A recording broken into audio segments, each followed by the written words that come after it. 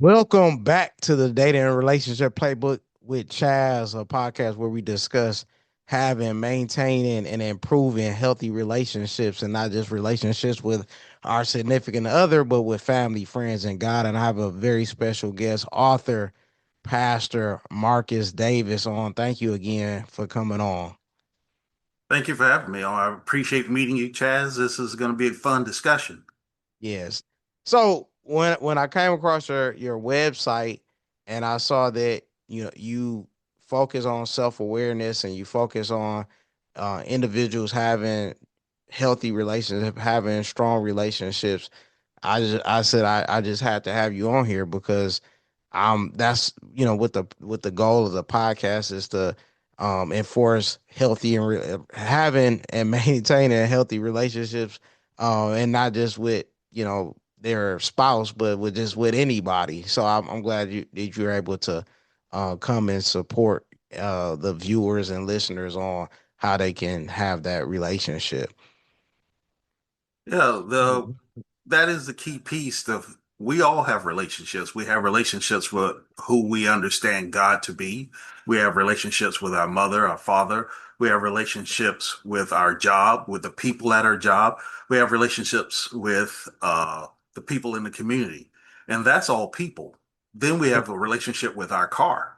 We have a relationship with our clothes. We have a relationship with uh, our food. Those are all relationships. So the first thing, Yeah. best relationship you need to have is with yourself, which means you need to Okay. be self-aware. Okay.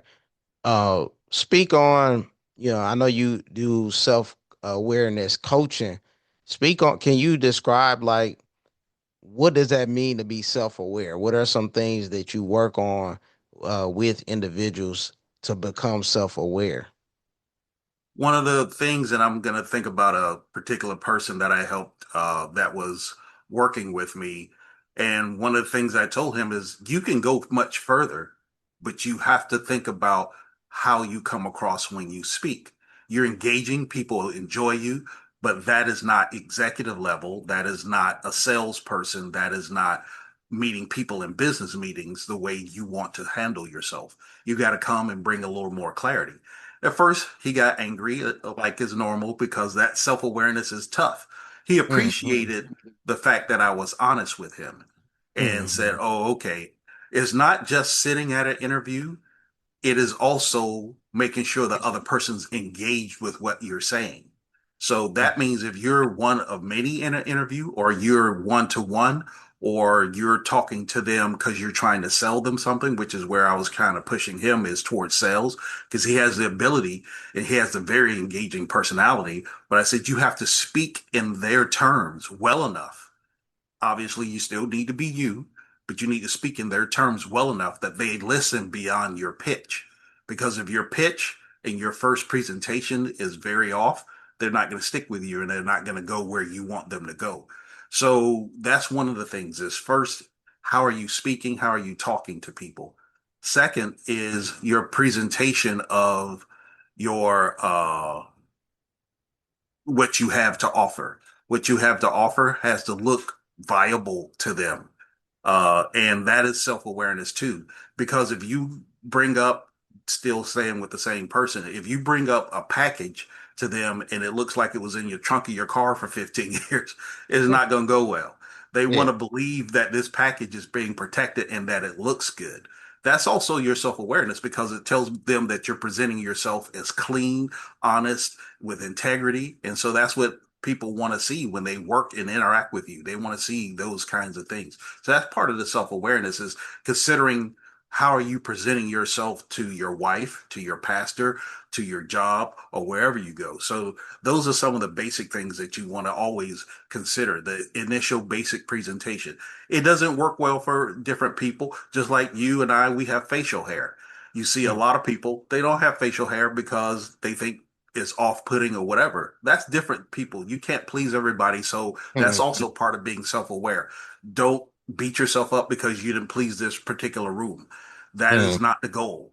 The goal is to achieve. Every room you go in, there's going to be somebody who doesn't like how many degrees you don't have or the clothes you came in or whatever, your style. You can't please everybody. That's part of being self-aware too, is to be confident enough to go into those rooms and present yourself. But you do have to make sure that you can stay in the room, not just go in the room, stay in the room. So you have to say, okay, am I aware of myself enough that I can go in this room and be me and stay in this room? Because you don't want to be so off-putting that they are like, oh, okay, this is not the person we're going to buy this from. This is not the person we're going to hire or whatever. So that's all part of the components of self-awareness. That's part of it. What can you name or can you kind of describe an individual that did a 180 with you or that you like are so proud of because they came to you at this stage or this season and then when they went after your coaching they just not that they met a not that they transform into a different person but they evolved into a the best person that they could be at that moment. Well, the person I was just talking about, he is that person. He Okay. definitely is one of the people I saw grow. I took part of what he was doing in his career, helped him understand and learn a different career path, and now he's excelling at that. He's looking forward to the next stage, and that's what we're trying to get him to because it's not all about money, but you want the security that comes with money for your family, for your spouse and your children and what have you. And that's what my goal is for him is to increase his level of security in that right. He's making a lot more money now, but I want to see him continue. So I don't want to say he made a 180 and turned it to different direction because he didn't start with a zero. Yeah. Sometimes the people, and I hate to call it a zero, but you know what I Yeah. mean. They're not starting at the absolute beginning. Some of the people who are starting at the absolute beginning, I may recommend that they go to therapy before they go to me because I'm pretty intense. And I'm Mm-hmm. intense because self-awareness is intense. And Mm-hmm. so you may need to be on good footing before you come to me. But I've worked with some people who were not on good footing, and I'm still working with them 10 plus years later and Mm-hmm. getting them there. But that's why I know and understand where you need to start. Because if you're not ready for the intensity of true self awareness training, it can cause you to actually recoil back to a place that's really not healthy. So I don't want to do that. And so if I see that, then I'm not going to take you into that realm because you got to be mentally strong and stable in order to move that far. I mean, one of the things I'm happy about is a person that told me they were no longer doing drugs after I've been working with them for years. But I'm not a drug counselor. I wasn't trying to get them off of Yeah. drugs. I'm just trying to get them to be more self-aware and understand their value. And when they came to me and told me that they had stopped, I was happy to hear it. Yeah. Um, can you, if an individual comes to you, what are they looking? What maybe some challenges that they're going through that they need your support to fix? Like, Why would someone? Let me not say why would somebody. What are some motivations for an individual to come to you to get your coaching on self awareness or just your coaching? I know because I know you're a pastor, giving them biblical principles to help them in life. Well, I like to see where they're at. People come to me for different reasons. People come to me because their marriage is torn. They don't know how to deal with their kids. They don't know how to deal with their job. That's why I say, okay, I can't fix your job. I can't fix your kids. You're the person sitting in front of me. I can't fix your spouse. One lady, she hired me to fix her spouse. I can't fix your spouse, even if I Mhm. know your spouse. Your spouse has to be willing to work. So I can't even really fix you. So my goal is to get you to the point where you're accepting of where you are and where you're starting. And that means more self awareness. And so when you come to me and say, hey, me and my spouse are having a difficult time, we can't go forward, I don't want to go forward, then I go, okay, well, let's talk about what's going on with you. Who are you without your spouse? Who are you without your kids? Who are you when somebody else is helping raise your kids in the house that you helped buy? Or vice versa, man or woman. So who are you in that scenario? Are you upset because this man goes to your house that you helped buy and now your wife's there and your kids are there? Who are you? Let's discuss that. because that's true self-awareness. That's heart-burning self-awareness Yeah. where you Yeah. go, "Oh my goodness, hadn't thought about that. I was just trying to get away from this woman and Hmm. I hadn't thought about all that." Okay, let's talk about it. Because now you have to decide what angle you want to be. Because if you're truly a follower of Christ, there's a lot of forgiveness to do. Forgiveness of yourself, forgiveness how you treated the kids, forgiveness of how you treated your spouse. And so I'm going to take you to the Bible where God is talking about in order for you to be forgiven, you have to forgive others. So it's not all about what she did, what she did, what she did, or vice versa, what he did. What did you do? What part did you cause? Because part of it is this: no matter what conversation is, you have to realize I have to do something about this. Sometimes, like one of the Hmm. things I mentioned in my book, when you're talking to your kids, you have to go, my kid is saying something to me. Sometimes the only thing your child is saying to you is, Dad, pay more attention to me. Just something that simple. Now, they could be saying something else or doing something else. It could be because they're acting up at school. It could be Hmm. because they're running around in circles out in the yard and nobody's playing catch with them. You have time, but Hmm. you'd rather watch whatever show that entertains you. That's self awareness about, am I really being a dad? Yeah, the child needs to learn to be alone sometimes. That's part of the framework of raising a child. But sometimes that child is being mischievous because they want more attention. And so Hmm. that's the relationship interaction that people come to me because they don't necessarily know those things or they hadn't thought of those things or their parents hadn't thought of those things. So, like the Bible says, it says are to reach out to other women.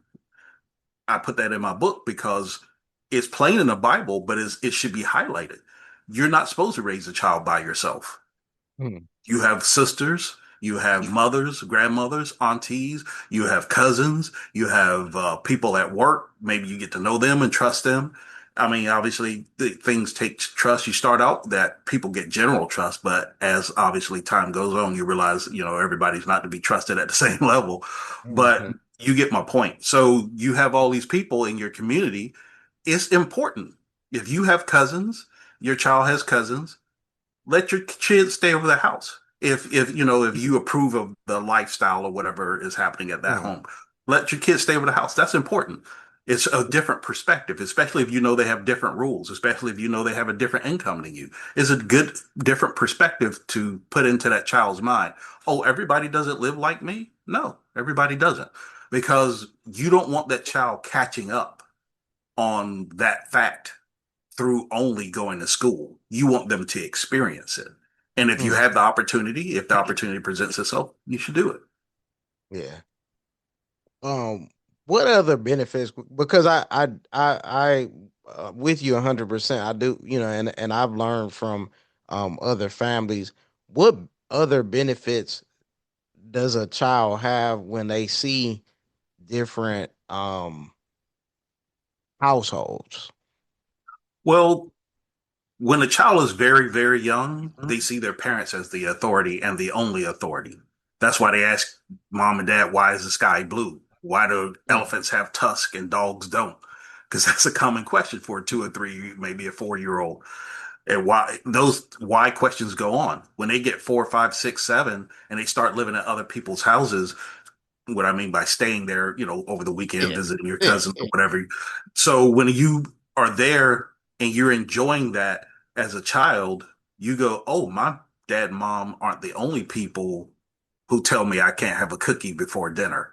Hmm. I haven't experienced that before. What does that actually mean? Now, you may not be able to process it, obviously, to the depth of us as adults, but you start to see that there's other authority. Obviously, hopefully, you started going to school and you see that those are authority figures, but your mom and dad is calling this other person somebody else, your grandmother or whatever. So you're seeing that there's other authorities. So the benefit of that in the grand scheme is, okay, how do I become an authority? What does that actually mean to me? And if somebody's willing to explain that to you, like when a child comes back home and they say, Grandma said we can't have cookies before dinner just like you did, Mom. Why? Uh, Hopefully that'll be a discussion. And Hmm. the depth of that discussion for a child is, that's your mother's house. That's your mother's rules. And we as adults know why you shouldn't have a cookie before dinner. That starts to develop the child's mindset. If it's always just because I said so, I don't think that's always I understand the answer of getting because of whatever situation, getting through it, but that shouldn't always be the answer. Mm. Uh, you said earlier on, you talked about having certain um points and ideas in your book. Can you share a little bit about the name of the book, and then also what prompted you, what motivated you to publish the book that you have to help people? Well, the book I'm actually editing right now is not out. It'll be out soon. It's called AI, the Mm, pastor and the future, because I'm trying to get folks to understand what's about to happen if they don't know, because a lot of pastors I've heard they discuss AI and I can tell they really don't understand it. I develop AI products.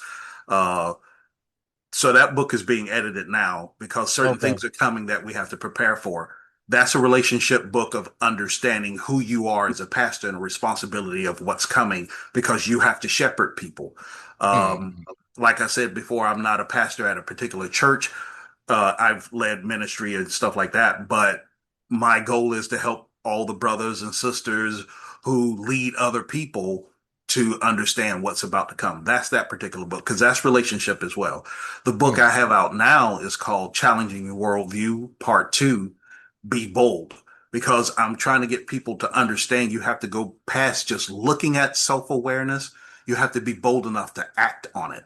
I mm, know this. I believe this. I accept this. The next question is, are you going to do something about it? So I'm trying to mm, encourage people and get people to move to the next stage of understanding. Like in the chapter that I talk about marriage is called Marriage, Tying Down the Nuts and Bolts. In that chapter, I discuss finding somebody to help you through your marriage. Part of that is interview the person. Don't just say, oh, they have all these credentials and sit down in front of them and go, we're going to listen to you. Ask them some questions because if they're giving you, if you're a Christian, they're giving you biblical advice. Do they even mention the Bible? Do they give you any insight into the Bible? Are they giving you just stuff they learned in school? And if the philosophies that they have are only from school, do they work? And then the other thing, are they giving you life advice from their life? Like I mm, told one person, they were questioning me about giving biblical principles only. And I said, suppose the person who is giving you marriage advice is married to somebody who's the same age as them and they grew up in the same neighborhood and they're the same race, same religion. You and mm, your wife, you're 15 to 20 years older than your wife. She's a different race, different country, and mm, she just converted to Christianity. mm, Is their mm. life advice going to be solid and perfect for you? Biblical principles stand no matter what. Yeah, You that's see what I good. mean? And so Yeah, that's that's what I'm good. saying through Challenging Your Worldview, Volume 2, Be Bold. Don't just understand the advice that's coming to you, but be bold enough to put it in place up to and including, hey, I don't think you're necessarily the person to guide me and my wife to the next stage that we need to Mhm, deal with life. And that's okay. Switch mentors, switch counselors, switch advisors. That's okay because you only get to enjoy this life, this understanding, this relationship. And if you want you and your wife to keep that in the forefront, if you want you and your wife to work out, you want to find somebody who really has a good understanding of where you need to go and has a solid true north to guide you to mm. because principles don't change. Yeah. And that's what should be guiding your marriage, the true principles of the Bible. If you're guiding me by some advice you had that worked in 1968, it might work, it might not. Yeah. But my wife wasn't alive in 1968, so I'm Hmm. not talking about my wife. Yeah, Um, yeah, yeah, yeah. it was just it may not work. I wasn't alive in 1968 either. No, I think that's phenomenal. I like what you're saying because the biblical principles will last forever. So that I'm glad that you shared that, and that's a perfect example as far as having a couple that is totally opposite of maybe the person that they're trying to um support. Um and can you share about what about part one? Because I know you talk about part two being um applying that. What about part one? What can the reader and I don't want you to get too much away because I want you, I want them to purchase of it. But what are some nuggets or what some points that individuals can get from part one?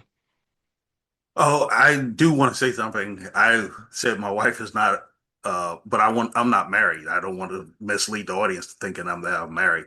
Okay. Um, but yeah, in part one is called Challenging Your Worldview in Search of a More Excellent Way. That's Hmm. volume one. In Search of a More Excellent Way is from the Bible. And what it's talking about is there is a better way to do things.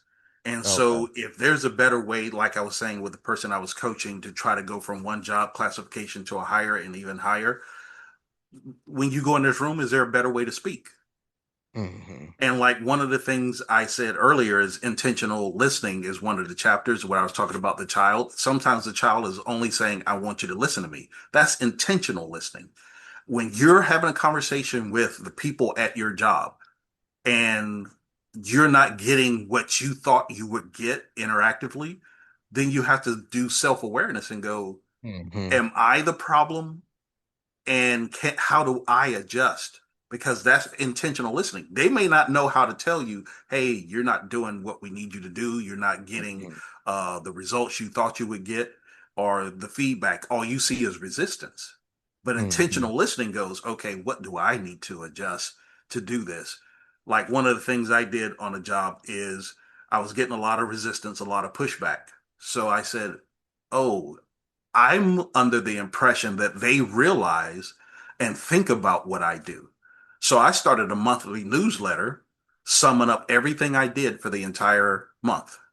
Okay. The resistance stopped. Mm. I hardly ever got a response to it, but they all read it. I could tell they read it by what they asked me to do, what they did. Every now and then they would respond to it and say, "What about this?" or "Has this been taken care of?" But I know they're reading it because the pushback stopped.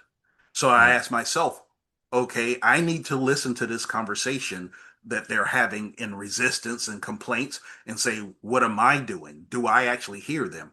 That's intentional listening because sometimes the listening is in a sit down one to one conversation with your spouse. Sometimes as your spouse starts coming home late, or I'm going to hang out with so and so, or not necessarily cheating or anything like that. They just don't want to be around you. And you may not realize that. So you have to say, hey, let's take a walk on the beach and have that long talk. Am I Mm. doing something? Hey, yeah, you did so and so, and I'm upset about it. I don't know how to express it yet. So give me a minute. Oh, Mm. okay. And then y'all talk about something else until that your spouse is at the place where they can discuss that in a healthy way where you both can go forward. So that's some of the nuggets in volume one is just this understanding the presentation of the self-awareness. Before I say, like, hey, let's go forward and start doing it, that's be bold. First, in search of a more excellent way. Is there a more excellent way to present self-awareness to me and to interact in relationships? One thing that I'm hearing from you as well is self awareness is a lot of accountability as well. Yes. Um, why do you think? And I talked to my dad about. Yeah, I just use this for example. My dad is a pickleball player, and so Uh-huh. he plays pickleball. Has a partner, and one thing he talks about is a lot of individuals that play when something bad happens, they blame the other person, and so they don't take accountability. What and that's very normal. That's very common, not just with pickleball, but just in different things in life, jobs, whatever. Why is not taking ability accountability? Why is that so common? Because you don't hear what you're saying, you don't hear a lot of people say, "Hey, this is what I need to do. I messed up with this. I need to change this." Why is so many people not taking accountability? their culture. And that's part of the in search of a more excellent way. You have to break your cultural mindset. If the cultural mindset is deny, duck, and blame, if I Mm, deny, duck, and blame other people as my culture, no matter where I grew up, no matter what country or whatever, if deny, duck, and blame, then nothing sticks to me and I don't have to accept that I am to blame. And mm, that's breaking the thought process. So it doesn't matter the sport. It could be if you're the leader of a band, mm, somebody misses a note yeah. and maybe it sticks out in your head. The audience may not have even noticed. It sticks Mm, out in your head. So now you stop singing and then you go and blame the mm, keyboardist for missing a note. The show must go on. So mm, why are you denying, ducking, and blaming? Just keep it moving mm, and try to see, because if you have a partner, your partner may be off today. This may not be their A1 game for whatever reason. Just like if you're a speaker, just like if you're whatever, you may not be on your A game today. Self awareness says, oh, my partner's not hitting the top of their game today. What am I going to do about it? That's intentional listening and listen to what we're doing. We're still trying to win. Deny, duck, and blame is going to cause a discourse in the dynamic of the partnership. So I don't want to do that. I still need to win. I came out here to win. And if my partner, for whatever reason, is not on their A game, I need to change deny, duck, and blame to up my A game, change things, make it work. yeah. You also mentioned that you're, and I could see it too. Your coaching is very intense. Um, what, and so I know individuals have to have mental, mental toughness. Uh, how important is that, and how can someone develop that mental toughness to take honesty or take truth and get better?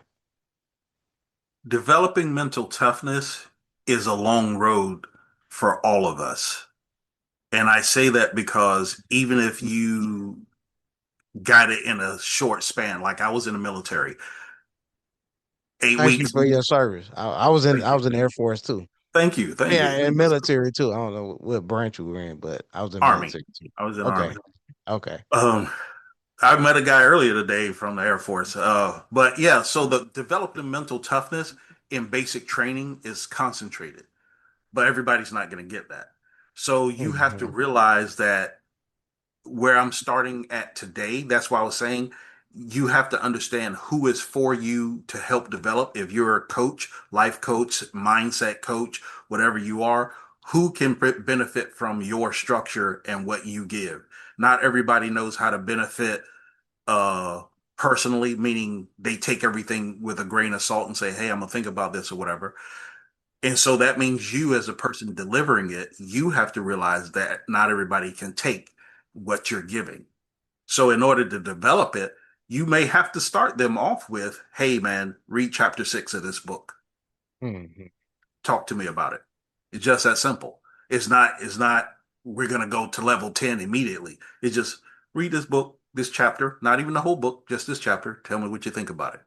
And then Hmm. you help them break down that chapter or part of the Bible, because there's parts of the Bible that people don't ever highlight. Like they talk about Lot's wife turning into a pillar of salt. Hmm. They never talk about what his two daughters did to him. And I'm not going to say it on air because I want people to go to the Bible and read it for themselves. Go back to the Bible, find what happened to Lot's wife, and then I want you to find out what his two daughters did to Lot. And so when you hear things like that, it changes your shift about this particular story, the particular understanding. And so that's why you might say, "Hey, read this. Tell me what you think about it." When the Bible says think on these things, tell me what you think about it. Do you ever spend time thinking about it? Because then you, as a life coach or self awareness coach, you can start to see where their mindset is because you want to understand their culture. Because I can't break your cultural programming and your mindset and make you more mentally tough if I'm not willing to hear where you are right now. I want to meet you where Hmm. you are. And so if I can get you to a place where you feel solid and you trust me, then I can start to build block by block. So I have to start there. So you as an individual, you may be able to get yourself there. I've worked with this lady, uh, not I've interviewed her. I shouldn't say work with her. I kind of gave her a little bit of self awareness during the interview, but I worked with her a little bit, and she had been kidnapped, and she Mm. had worked her way out of that into a better place and a better mentality. And I was excited to see that. Um, so that's part of the structure is you may not be able to do that on your own. So when you are asking where can a person start or how do I get them there, it's starting to understand where are you right now. Mm. Once we solidify where you are right now, and sometimes they're just asking a person, can you handle critique? What's the difference? Or the question is, what's the difference between criticize and critique? Because if they can't answer that or they're not secure in answering that, we may not be able to move forward. Because we got to define. Because if you hear everything as not uh, the most intense, most devastating uh, way of being criticized, then that's when it's a problem. I'm getting paid to critique you.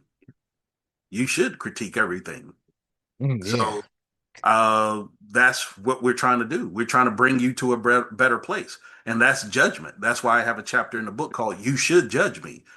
Judgment is not to write you off. It's just to make a decision so that we can Mm. move forward. But I hope I'm being clear about critique and criticize.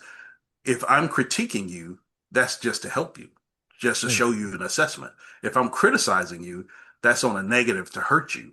And so you need to understand the two differences because if I can elevate you a little higher every time I give you a critique, then we're going to move. But if you hear me as criticizing you, we're not going to move. And then we have to break that down because that may be coming from your cultural programming. If, like on the radio earlier today, I heard a guy say his dad called him stupid all the time. He couldn't fight his dad. So when people called him stupid at work, or I'm sorry, at school, I think he said at school, when he was younger, he would fight them Mm. because they called him stupid because he couldn't fight his dad.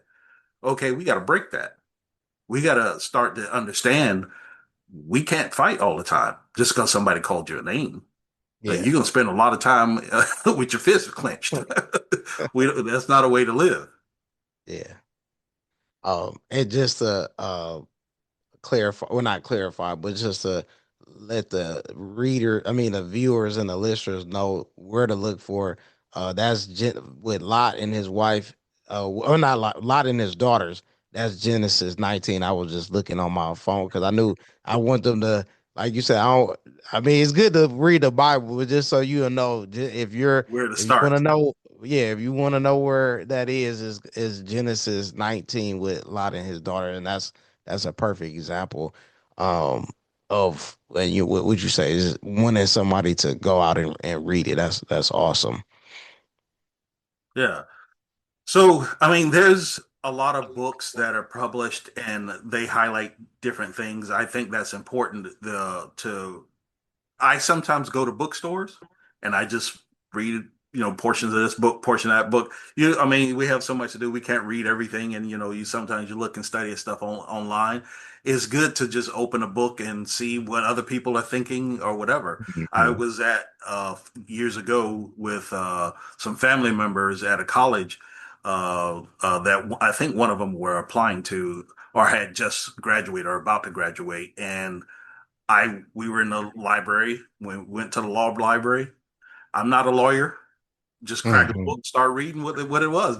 Can I understand any of this? And Mhm. I mean, not initially. It took a few words to make sure I Yeah. was into it. But that's what we got to do, and that's part of self awareness. You want to know, hey, what am I missing? Not that you're going to master everything, because, like I said, Mhm. that's understanding a relationship. But do you understand enough that you are satisfied with yourself. And in Mhm. every relationship, are you at least pleased, happy, comfortable? And if you're pleased, happy, comfortable, then most likely you're joyful. And hopefully that joy comes from the Lord because that's where your true value comes from. Because nobody can do anything to you that can take your joy that God has placed because of the value he placed on your life. And if there's anything I don't want people, anything I want people to come away from this conversation, I understand is that value in Jesus is paramount because that's true self-awareness Hmm. because that's the only permanent relationship you will ever have. Yeah. It's with God. And there's a lot of different ways people can break that down, but I'm just going to say it this way. Here on earth, your family can leave you. There's several different ways your family can leave you. A job can leave you. A best friend can leave you. Several different ways that can happen. Your only permanent relationship in this life, this understanding, is with God. And so that's very important. That's awesome. Um, Pastor Marcus, when you were um before you get into self awareness, what prompted you? What motivated you to say, "Hey, I want to help individuals become self aware"? Where did that come from? Um, Lack of mentorship. I had a few different mentors, and then I noticed that I was starting to mentor them. And I was like, something off here. They're not really self aware. They can give me some ideas, but they're not really self aware of where they're missing. And then sometimes they try to give me life advice from their life that really has nothing to do with me. And then as people all my life growing up, people would come to me and tell me their problems, which I always wonder, why are you telling me this? I mean, I don't know what to tell you. So as I grew and got the calling in the ministry, I wanted to know, okay, what is my focus? Yeah, I do help uh, with food, clothing, shelter, and that is a lot of work, and we are doing some things in our area. But still, if I give you food, clothing, and shelter, because in the Bible it says, what, in the book of James, it says, what good is it if you say, go and be warm versus giving, and I'm paraphrasing, please Yeah, look this yeah. up, but go and be warm versus giving you a coat so that you are warm. But if I don't make you self-aware enough to understand that now that you have a coat, you have a relationship with that coat to take Mm, care of you, that coat, so that coat takes care of you, mhm, then giving you that coat or even showing you how to buy a coat is going to be a problem. mhm, So that's part of the self-awareness because when I was interacting with people, yeah, I was giving great advice going beyond the go and be warm. I'm giving you a coat, but you don't know what to do with the coat. You don't know how to mhm, put it on. You don't know how to button it up. You don't know that it's supposed to be zipped up and then buttoned up. So that's what true self-awareness is now I'm showing you that you have a relationship to a coat that you need to take care of. And that is some work. It takes time and everybody, and I'm making it very simple, obviously, but everybody is not at the same place in understanding that because you will see that when you walk around and you really look at people, you will see that some people don't know how to button a coat. mhm. Now that's interesting. That's interesting. So you kind of like people reflect and show them where they are, whether if they need support with their spouse or children. It's kind of like putting a mirror to them and then seeing like how can I um how can I make this better. Yeah, and that's why I encourage a journal. And if you're not a journaler or you don't like to write stuff down, that's fine. You can do it by voice recording, but you want to see that you understand progress. And progress only comes when you reflect, when you think about where I was and where I want to be 5, 10, or 2 weeks from now. Then I have to ask myself, okay, I have to time out and put myself in a place where everything I do is matched with everything I do. So I'm not going to go over there because there's too many women for a particular place. I'm not going to go over there. There's too many women over there. I don't want my wife to ever hear I was out of pocket and hang Hmm. around a bunch of women. So, because how do I do that? Okay, ladies at work, oh, let's go out for a drink. Hmm. Sweetie, I'm going out with a drink with the ladies. Are you coming? No? Okay, then I'm coming home. It's Hmm. just that simple. I'm not hanging out with these ladies for a drink after work. I don't care if you're colleagues. My wife will know where I'm at, and if my wife can't come to a meeting with me, hanging out with a bunch of ladies, then or vice versa, then I can't go. Now, if you have the particular lifestyle or relationship or whatever where your wife and you are cool and you've known each other for a while and there's no issue, then I say go. But you need to be sure that your wife is secure in that Yeah, thought process. Everybody's not, everybody's wife is not.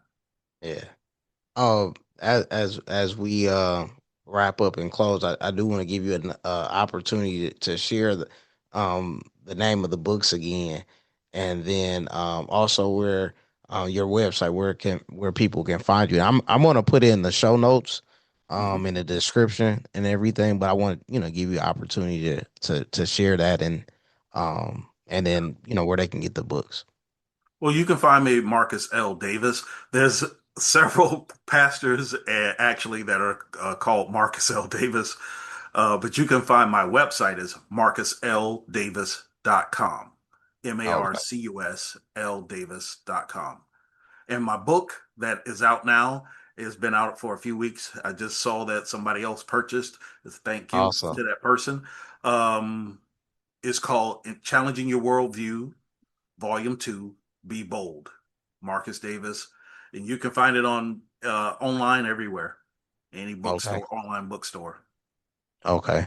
Like I said, I'll put it, I wanted you to share that, but I'm gonna put it on the show notes and in the description so they can just click the link and go to the website or go to the directly to purchase the book. Thanks, Chaz. I appreciate it. It's good meeting you, good chatting with you. Yeah, yeah.